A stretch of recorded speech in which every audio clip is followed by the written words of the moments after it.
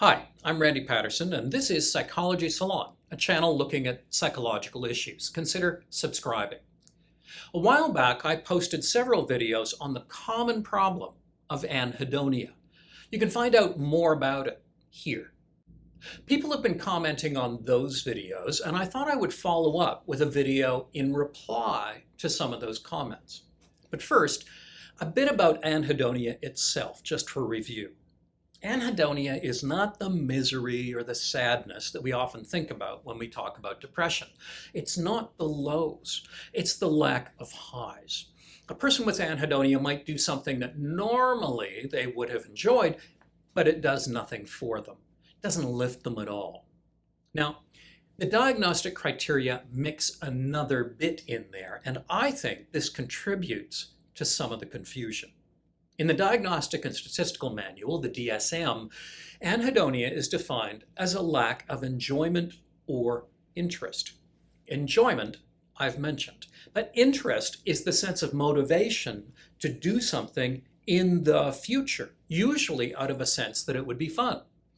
This is a completely separate thing.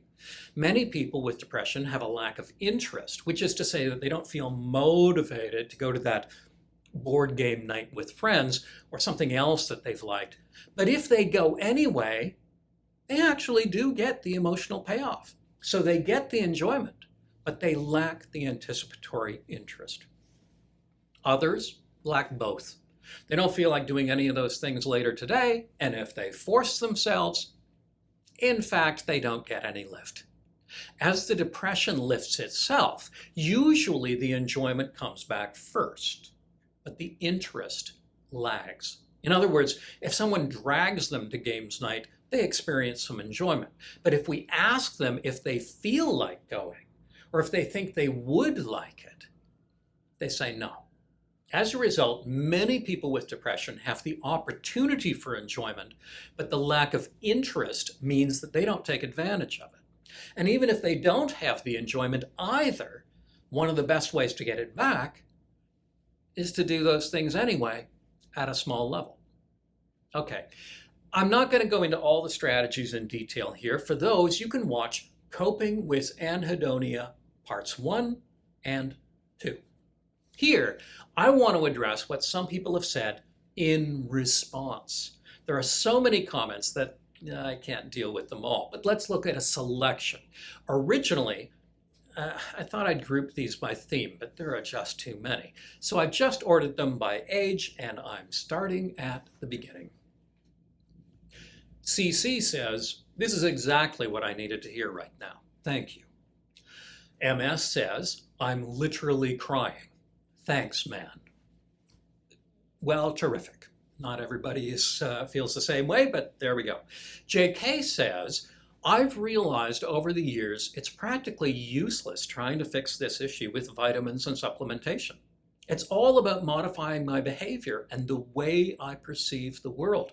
Currently, I'm focusing on staying busy, doing things for the sake of doing something, and also finding some positives in anhedonia, which there are a couple. You're right, I need to learn to live with the condition rather than desperately trying to make it go away." Okay, well, there's a couple of points there. One is about supplementation. In fact, certain forms of supplements, I'm not going to get into which, they do seem helpful for some people. The quality of the research is not great for the most part, however.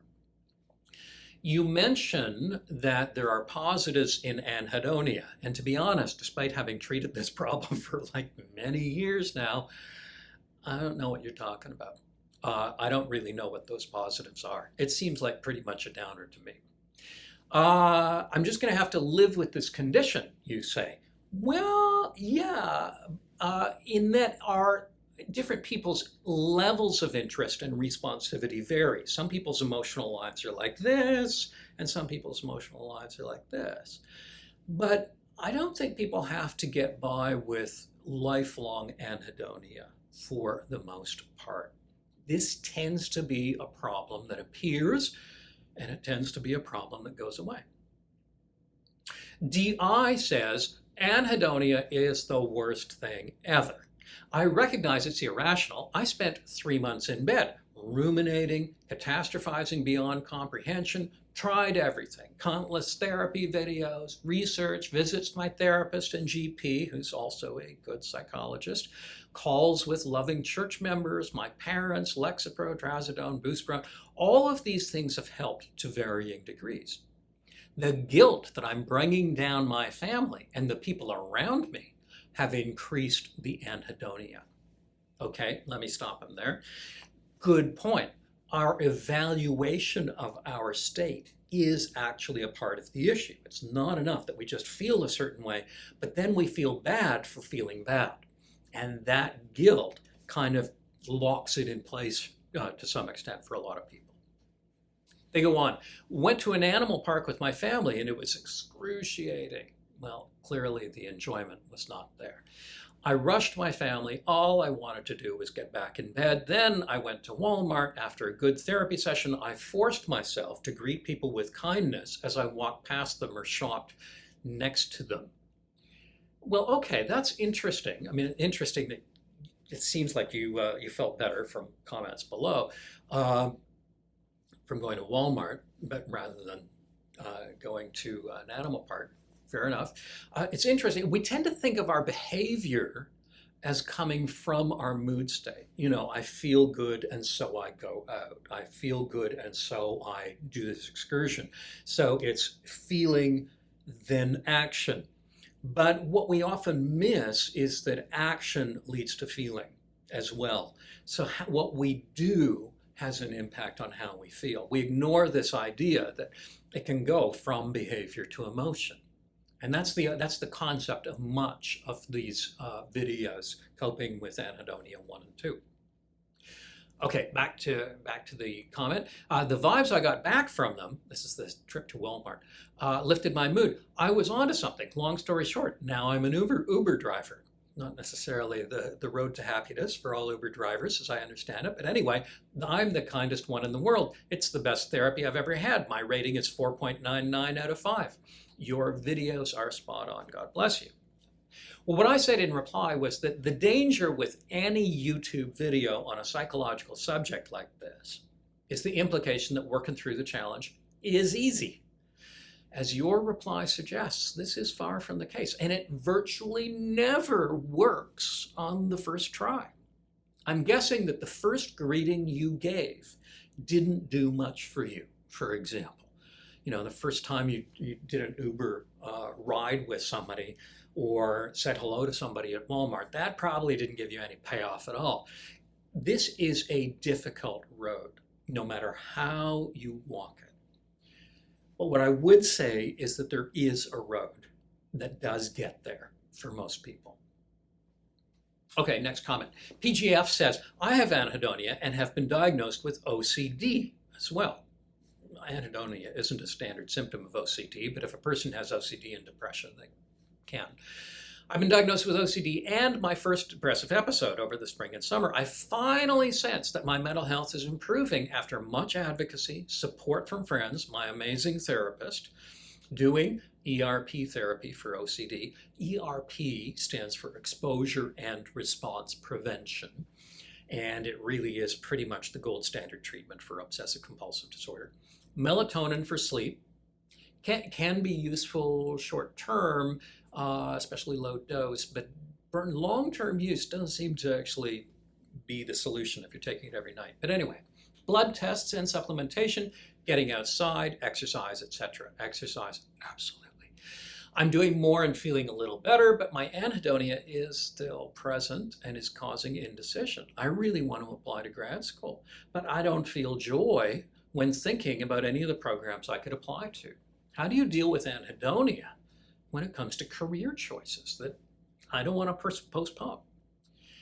Well, I mean, I can't give specific advice to people, based on a very limited bit of information. But my reply was, during recovery, there is always a risk of taking on too much too soon. But in the presence of anhedonia, clinicians generally advocate taking anticipatory joy out of the driver's seat. In other words, you don't say, what shall I do? Does it give me joy to think about?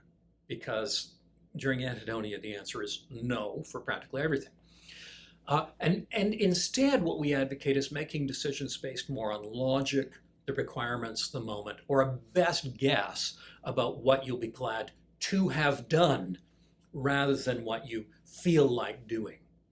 During anhedonia, we usually don't feel like doing anything, and doing nothing will usually make things worse. So that's not specific guidance about grad school, but it is, I am saying, don't use that anticipatory joy as your best guide necessarily. Next comment. D says, I've been suffering for over a year. I've done everything, and on the outside, it seems like I have a normal life, but no matter how many things I do or try, it brings me nothing. What I said was, no YouTube video is a substitute for in-person professional care, and that's what I would recommend for a person who's experiencing this. Recovery often takes time. Many people long for the emotional reactivity they used to have before the depression, and they notice they just don't have it. But what they do is they make it a yes or no question. Am I back to normal or not? But if you can let go of how you used to react, people can notice that they get maybe 1% of the lift they used to get from, say, I don't know, swimming. If they can refrain from trivializing that small improvement, which is the temptation, they'll often say, oh yeah, it looks to be this much big deal, and they insult it or trivialize it or see it as not significant. If you can learn to treasure that 1%, the way you might if you were building a campfire and you get a little spark, then it can grow and expand. But it's almost never as fast as people would like. I don't have a fast way out of anhedonia. Next comment, KF says, I have anhedonia and I can't feel any emotions anymore. I'm wondering if my antidepressants caused it. My response is, I'm not going to go into a great deal about antidepressants. However, this is a question best raised with your prescriber. It can be a difficult one to answer because antidepressants are given for, no surprises here, depression, and anhedonia is a standard symptom of depression. So it may equally be that the anhedonia caused the prescription than the prescription caused the anhedonia. That said, some people can use a medication adjustment in consultation with their mental health professional, their physician, generally speaking, because some medications flatten things out just a little bit too much for certain people. And it's sometimes hard to tell who's that going to happen for. And if it flattens things out too much, then adjustments can be made. C says, I'm 8 days into a cold turkey detox. The physical symptoms are gone, congratulations, but I just can't seem to get out of bed. I don't even have the motivation to smoke a cigarette. Hopefully this passes. Now, when I posted these posts about anhedonia, I was thinking mostly about depression, and most of the literature that I've got in my head about this is about anhedonia brought on as a component of depression.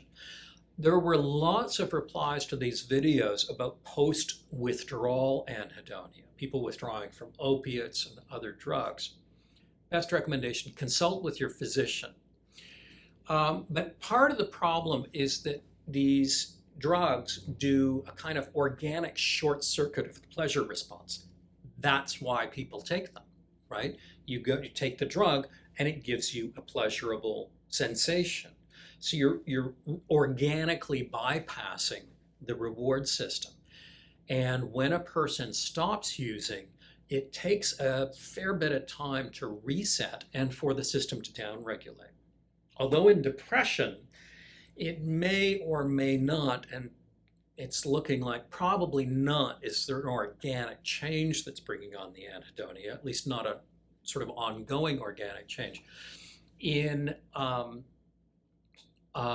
substance use, there may well be, and so the brain has to kind of like adapt to the absence of the drug in order to give you the same reactivity that you used to get.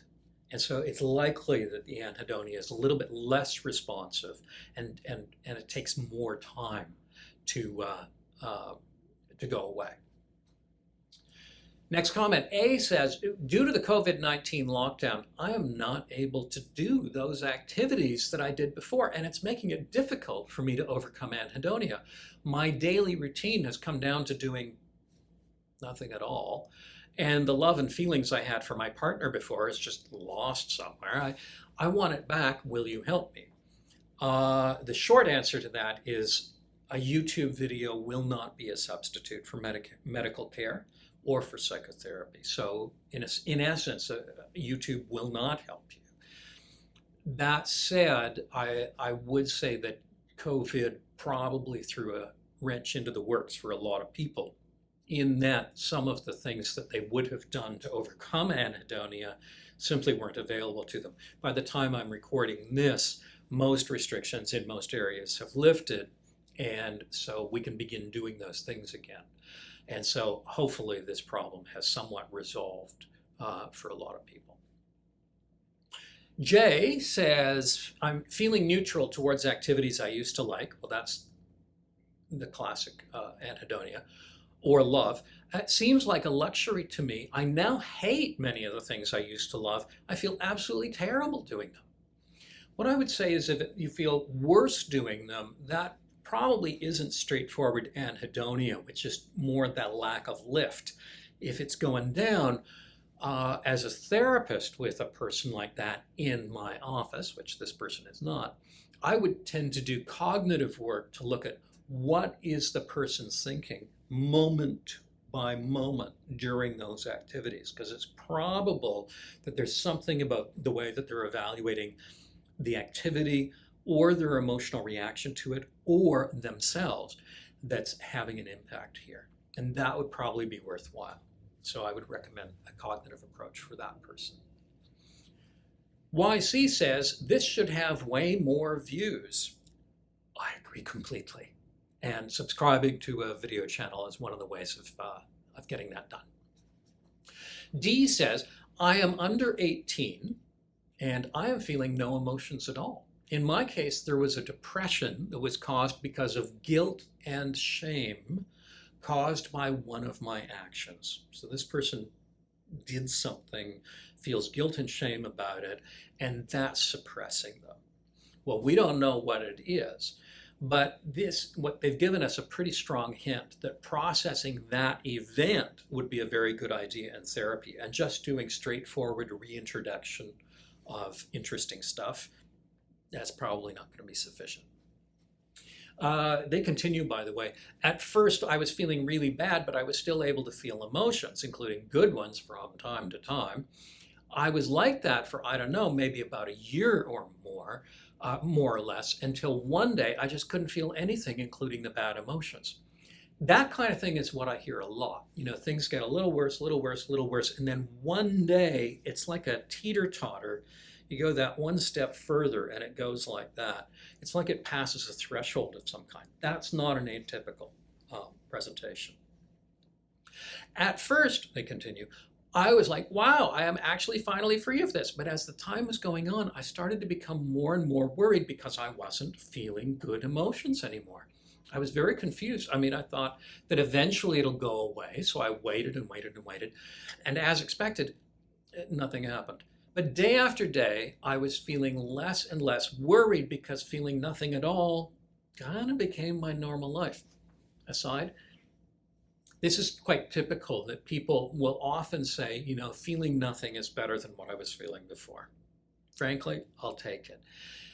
But that's not the long-term goal. You know, it might actually be the short-term goal. You know, if a person is very, very seriously depressed, numbing them out a little bit for a little bit, okay. But long-term, that's not sustainable. I started to forget what it was to feel good. After months and months of having the most boring life someone can imagine, which might be sustaining it, I finally did some research and just found out about anhedonia. I was just hoping to get some advice on what to do. Again, to me, this sounds like more work on the trigger event would be a good idea. Just following the ideas in these videos probably isn't going to be sufficient. Okay, M says, how long does it take for enjoyment to come back? I find I burn out trying long before any enjoyment ever comes. Well, here's my reply. I'd love to be able to say, God knows, YouTube is stuffed with easy answers. This is the place you come for easy answers, and when it comes to a lot of psychological problems, there just aren't any. The path differs for everyone. As I mentioned in these videos, outside assistance is often useful. I'm getting a bit repetitive, but you're probably going to hear even more of it. If a person is at least able to get themselves moving with old activities, incorporating some of the more cognitive or mindfulness-based strategies that I mentioned, it may prove helpful. Part of the idea that we want to sort of rehearse is, I'm doing this because I am doing this. This is better than sitting on the couch, even if it's not thrilling me. And what I'm going to try to do is I'm going to try to let go of the outcome, and I'm going to focus on the doing. In Buddhist terms, there's an expression, and the expression is this: abandon all hope of fruition. I say that to a lot of clients. They look like, what do you mean? Fruition is what actually happens in the end, right? Like, do you actually feel better as a result of doing this? If you're doing this, if you're going, for example, to games night, let's say, and you're going, am I feeling better now? Is this better? Is this better? Is this better? How am I feeling now? How did this compare to how it used to be? That's probably not going to help, right? You're probably kind of putting a lid on it. What you need to be doing more is saying, I'm in games night because I decided to come to games night. And it actually doesn't matter how I feel. It might lift me, it might not. My main objective is play this game. Focus on the doing, not on the outcome. And this usually makes the outcome better. The outcome tends to arrive only when it's not sought out or paid close attention to.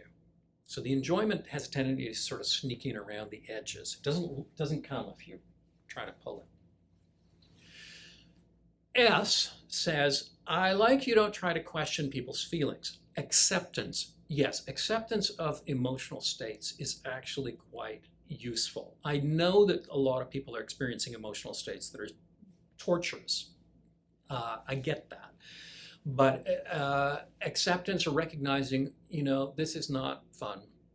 As a matter of fact, it's kind of horrible, and I'm alive, and I can do this, and I can keep going. That's helpful. Any degree of acceptance is useful. And it's not that if I accept it, it will go on for the rest of my life. It's actually, if I accept how I'm feeling in this moment, it's more likely to flow and change. Person says, I watched a video that said, grab one of your thoughts and see how wrong it is. Okay, that's not exactly what we want to do in cognitive therapy. But it is not. It was very non-empathetic to judge people's life situations, whereas your video is different. Well, listen, I think looking at your thoughts for their validity is often helpful. But indeed, a lot of the situations that we find ourselves in are pretty much as bad as we think. Or just arguing with ourselves doesn't get very far.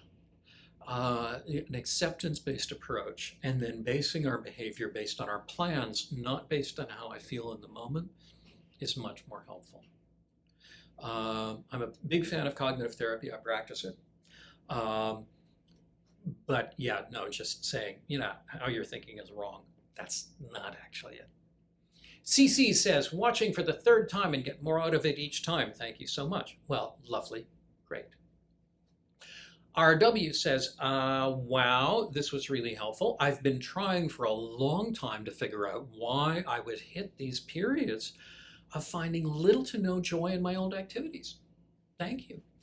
Well, this touches on the idea of psychoeducation. It's interesting that in high school, we're taught a great deal about trigonometry and calculus, and then we leave high school and good chance you never do trigonometry again. You never do calculus again. We're not taught about ourselves. And we're not taught about how a human mind tends to work. So I think that's a little weird. It probably would be a good idea for us to do that. And so what a lot of therapists do, and is in session, is they're doing what we call psychoeducation. Education about here's the nature of this kind of thing. Like here's what tends to happen, here's some of the things that get you out of it, here's some of the things that look like really great common sense ideas that turns out it just makes it worse. That's psychoeducation. And that's something that can be done on YouTube. Right? You do not need a therapy relationship necessarily in order to do basic psychoeducation, and that's why I'm on this site. You do need that relationship. You do need in-person understanding of the person in order to do more detailed psychotherapy work, but psychoeducation, not necessarily.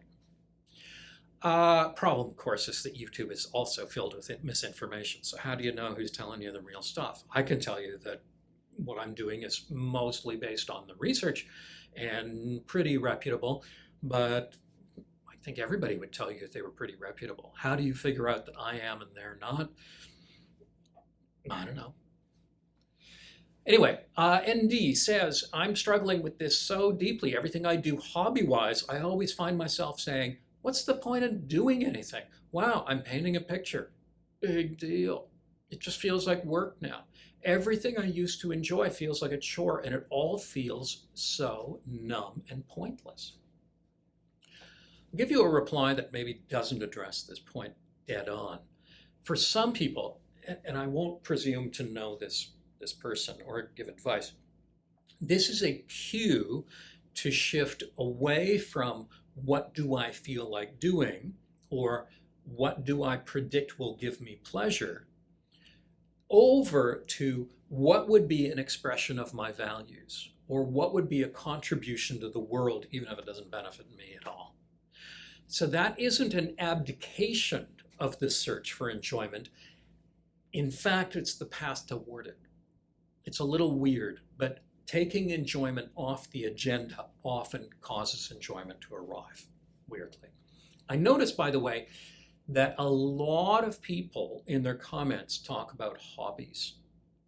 And when I think of hobbies, I think of somebody alone in a basement working on something. And maybe that's the wrong image. But what I would say is lovely, great if it works, but sometimes hobbies don't really give you a sense of meaning, especially when you're prone to depression. You know, you're really doing the hobby for the emotion and not much else. I think pushing contributory activity for many people can be a better path. Isn't necessarily, but it often gives more payoff when there's some external result that's not just something with you in a room. Okay, IT says, what if you're born with anhedonia? Looking into the past draws up nothing too. Like I can't think of any, I presume what they mean is I can't think of anything that I ever did like. Well, this refers to the idea of asking yourself, what did I enjoy in the past? And using that as your guide. This person says, well, I don't have anything from the past. This post is mostly designed for those people with depression-induced anhedonia that appears during a depressive episode, right? So used to not have anhedonia, now they do. Many of these concepts will be less useful for people who sense that they have never in their life experienced any interest in things. What I would say, though, is that depression affects our memory of the past. Not only does it affect your predictions about the future, everything looks bad and nothing is really going to work out and basically you're doomed, right? That's how it feels when you're depressed. But you also look back into the past and you can't remember any good times either. They might have been there, but they're not accessible to memory when you're depressed, for many people. For some, it can be useful to realize that there is, and this is a bit repetitive, an alternative guidance system for behavior. And that is the set of values and convictions that a person has. Being a caring friend, carrying out duties that you willingly take on, acting in some way for some kind of social justice, showing compassion for other people. All of these are ways of living out your deeper intentions that doesn't involve necessarily, does it make me feel good in the moment? So sometimes if you kind of leapfrog past, do I feel like it? Or will I like it? To, does this embody my values? Or if I was living up my convictions, what would I be doing? That can have the effect of engaging a person in something that eventually becomes a source of enjoyment or satisfaction. I remember, clients doing things specifically for fun. I'm going to watch this fun YouTube thing. Nothing. Doesn't do anything for them. I remember a person in one of my group therapy programs who wound up like in November in Vancouver. November in Vancouver is miserable. Basically wading into streams, urban streams, and hauling out shopping carts and garbage and junk and so on to try and rehabilitate those streams for salmon habitat. Sounds miserable, right? That gave him more enjoyment in the long run. Why? Because he was around other people, because he was embodying his values, he was doing something that he felt had an impact in the world, and in fact did. Vancouver does have these rehabilitated streams now. So that was better than doing something that you might think of as hedonistic. And I think that's true for a lot of people with depression and anhedonia, that doing something that's an expression of your values is actually more potent than doing something you used to do just for fun. Okay, LK says, be good to yourself, people. I am looking at this thinking that this has got to be a sane response to being locked in your homes for a year because of this lockdown. I've often said that it is the world that needs to take medication to cure my mental illnesses. Well, this makes a good point that painful emotions are not necessarily disorders. We have this confusion in our society. We think people are sad or dissatisfied with their lives, and we say, oh, they're depressed. No, depression is a different thing. Uncomfortable emotions are not diseases. Anxiety is not an anxiety disorder, right? They're not the same thing. So we react to the world. COVID restrictions meant we couldn't do many of the things we normally like. Not surprisingly, people don't feel as charged up. That was a normal response, not an abnormal response. I treat failure to launch, as it's often called, or hikikomori, or NEAT. And these are individuals who are having a hard time sort of seizing their adulthood. They're staying at home with parents, usually isolated. They're killing time. They're doing nothing that's meaningful to them or to the world. And they're not getting much exercise. They're often awake during the night and asleep during the day. And the diet is typically not terrific. And they're dependent on others for care and rent and all of that. That lifestyle is really almost like a recipe for how to get depressed mood. And many of them will say, well, I live like this because I'm depressed. And they haven't really thought, maybe I'm depressed because I'm living this way. To some extent, COVID pushed more people into that lifestyle, and low mood and anhedonia are natural consequences of that. Okay, so that's enough for one day. I may do more of these at some point. Meanwhile, keep the comments coming, and remember that the best way to express appreciation for a channel is to subscribe. In addition, I have paid courses for professionals and the public at psychologysalon.teachable.com. And the Assertiveness Workbook is now out in a second edition that's available through bookstores and online retailers. Thanks for watching.